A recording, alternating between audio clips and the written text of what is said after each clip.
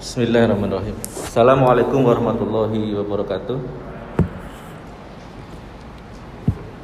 Mohon izin pimpinan, yang kami hormati pimpinan Dewan, yang kami hormati Bapak Wali Kota selaku Ketua Tim Gugus Tugas dan seluruh jajaran gugus tugas yang di Banjarbaru yang berhadir, dan juga yang kami hormati anggota Dewan sekalian atas kehadiran di rapat hari ini. Saya akan menyampaikan beberapa hal penting, poin penting yang nantinya sangat perlu kita tindak lanjuti, khususnya bagi tim gugus tugas. Bahkan nanti kita juga sudah menyampaikan ke pimpinan Dewan untuk menjadi sebuah rekomendasi, bahkan rekomendasi institusi DPRD bagi tim gugus tugas, walaupun nanti ada sebuah perbaikan di dalam yang kita sampaikan ini. Yang pertama, agar yang saya sampaikan ini bisa dipahami dengan baik, saya tidak akan banyak, tetapi sedikit panjang. Poinnya ada dua. Yang pertama adalah terkait dengan pola penanganan dan pencegahan COVID-19 di Kota Banjarbaru. Ini kita polakan sebagai sektor kesehatan. Ini utama dan pertama yang harus kita sampaikan. Yang kedua adalah terkait dengan dampak sosial ekonomi. Ini kaitannya dengan pengampu kekuasaan pemerintah di tingkat terendah sampai ke tingkat Kota Banjarbaru. Walaupun nanti yang ketiga terkait dengan bagaimana penanganan pasca pandemi COVID-19 ini. Sebelum saya sampaikan, ini by data Pak, dan nanti kalau memang diminta akan kita berikan. Ini data real yang kita dapatkan setelah melakukan kunjungan lapangan ke Mitra Komisi 1 rumah sakit, beberapa kali kita ke sana, dan juga rapat-rapat dengan Dinas Kesehatan, dengan tim gugus 2 kali, dan rapat 1 kali dengan khusus dengan Ketua Gugus Tugas Pak Wali sendiri waktu itu hadir. Kita minta 15 menit, ternyata beliau memberikan waktu kepada kita sampai 1,5 jam. Dan juga kita sempat mengunjungi ke posko BPBD sana, dan alhamdulillah diterima dengan sangat baik untuk sekedar mengetahui kondisi di lapangan sesungguhnya dan memberikan semangat kepada kawan-kawan yang ada berada di posko tersebut. Yang kami dapatkan dari hasil rapat kita, saya sebut di sini pengambilan data dengan 5 kecamatan dan 20 kelurahan serta puluhan puskesmas yang ada di Banjarbaru. Khusus sektor kesehatan, penanganan dan pencegahan wabah COVID-19 ini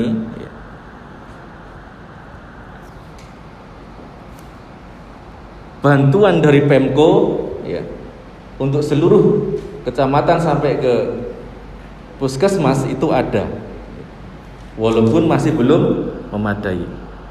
Tetapi khusus untuk APD, ketersediaan APD, RDT,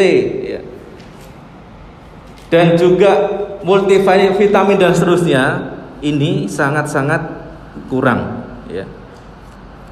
Hampir di seluruh puskesmas APD itu kurang, Pak. Kenapa bisa kurang dan di mana kurangnya? Saya ada datanya, Pak. Ada puskesmas yang menggunakan APD itu sampai harus dijemur, dipakai 5 kali, Pak. Bahkan sekedar sepatu boot saja itu gantian di tingkat puskesmas. Dan tidak hanya itu, APD yang lain itu juga sangat kurang. Yang cukup yang hanya 1 puskesmas menyampaikan bahwa cukup untuk puskesmas kami itu adalah adanya di Puskesmas Landasan Ulin, khususnya Puskesmas Landasan Ulin Timur. Dia merasa cukup karena memang ada sumbangan dari pihak ketiga. Terus terkait dengan RDT, ini mohon kita semua cermati bersama. RDT hampir di seluruh puskesmas itu tidak ada. Setelah kita cross check, ternyata memang tidak perlu diadakan di tingkat puskesmas. Kenapa harus tidak ada? Karena keterbatasan RDT.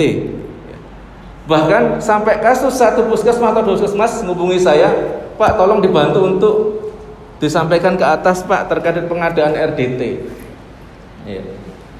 Kami kadang harus berkelahian bahasa kepala puskesmas itu, Pak, untuk mendapatkan RDT ini, Rapid Diagnosis Test, yang sering kita sebut sebagai rapid test ini.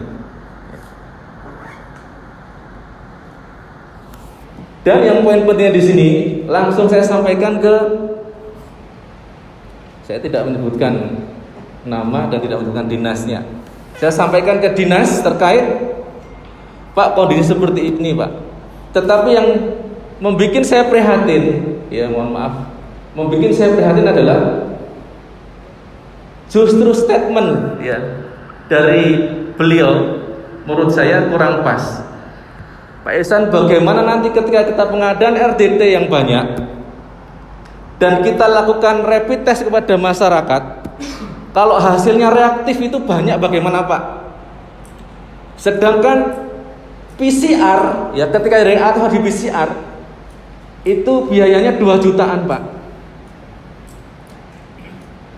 Ini menurut saya terbalik. Harusnya yang khawatir, yang takut adalah siapa? Justru masyarakat. Masyarakat takut kalau dilakukan rapid test positif, nanti bagaimana kelanjutan dirinya, keluarganya untuk kehidupan selanjutnya. Tetapi ini justru yang takut adalah atau khawatir pihak pemerintah. Dalam hal ini SKPD yang saya hubungi tersebut, mohon maaf, beliau ada di sini. Dan saya tidak menyalahkan beliau, tetapi saya perlu mengoreksi, Pak Wali, perlu mengoreksi agar mindset ini jangan sampai tersampaikan ke khalayak. Justru kalau sebaiknya RDT itu diadakan sebanyak-banyaknya, bahkan beli untuk dirapid tes seluruh masyarakat Banjarbaru. Mana yang reaktif ketahuan, langsung kita kondisikan, lakukan SOP selanjutnya, dikarantina dan seterusnya, ketahuan. Walaupun sekarang alhamdulillah tren kita di peta sebaran yang selalu dirilis setiap hari di jam 16 itu trennya sudah menurun. Tetapi ini boleh jadi adalah laten, yang nggak kelihatan, tiba-tiba nanti bisa jadi akan meledak. Nanti pian bisa cross check ke puskesmas setempat tentang kondisi yang saya sampaikan ini, dan saya tidak mengada-ngada, dan ini adalah yang saya dapatkan real dari lapangan. Ini PCR, Pak. Kalau saya hitung-hitung ketika pengadaan RDT untuk seluruh masyarakat Banjarbaru yang dirilis di Dinas Dukcapil itu ada 237.544 atau 455 jiwa itu.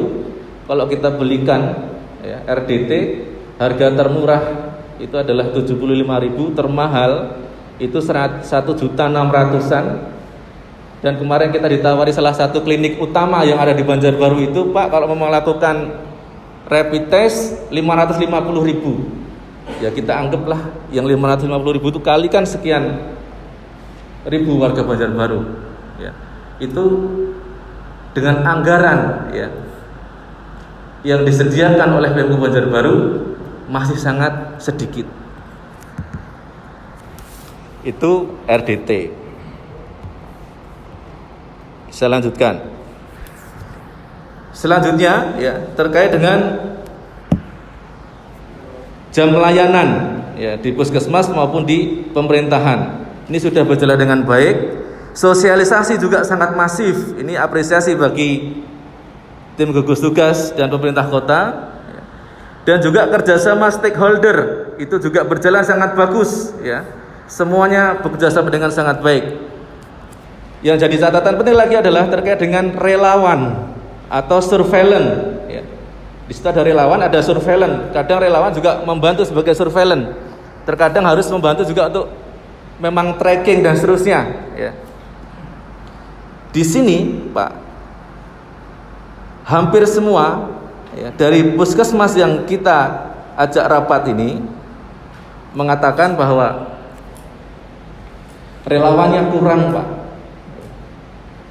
Makanya di sini kita kepingin mengetahui ya, penjelasan terkait dengan jumlah relawan yang diturunkan ke masing-masing puskesmas ya, atau masing-masing kelurahan itu bisa disampaikan ya.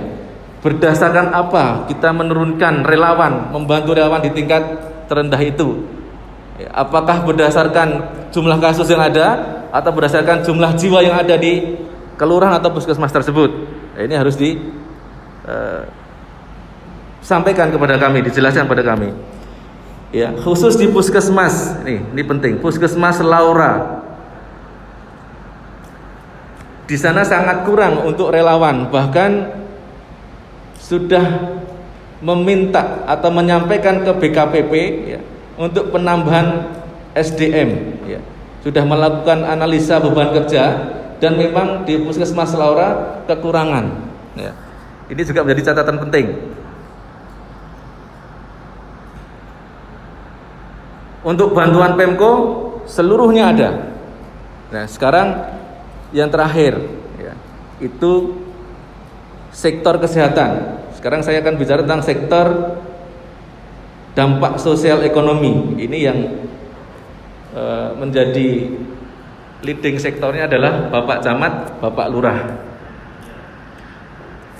Dari 5 kecamatan yang menyatakan siap untuk PSBB, ya karena di sana kemarin sempat ya, kita sampaikan seberapa siap ketika PSBB itu diberlakukan. Ya. Yang menyatakan siap untuk PSBB, ya. Yang menyatakan siap di sini ada 3 kecamatan menyatakan siap. Yang menyatakan tidak siap satu kecamatan. Yang menyatakan siap tidak siap harus siap itu 1 kecamatan. Ya. Saya salut kepada salah satu kecamatan yang menyatakan siap, bahkan sampai mendetailkan ya, RAB atau RKA yang akan digelontorkan ya, ketika PSBB itu berlangsung. Nah, ini luar biasa. Kecamatannya ada di data sini. Tetapi dalam pandangan kita ya, di Komisi 1 khususnya yang mengatakan siap tidak siap harus siap, ini tidak siap.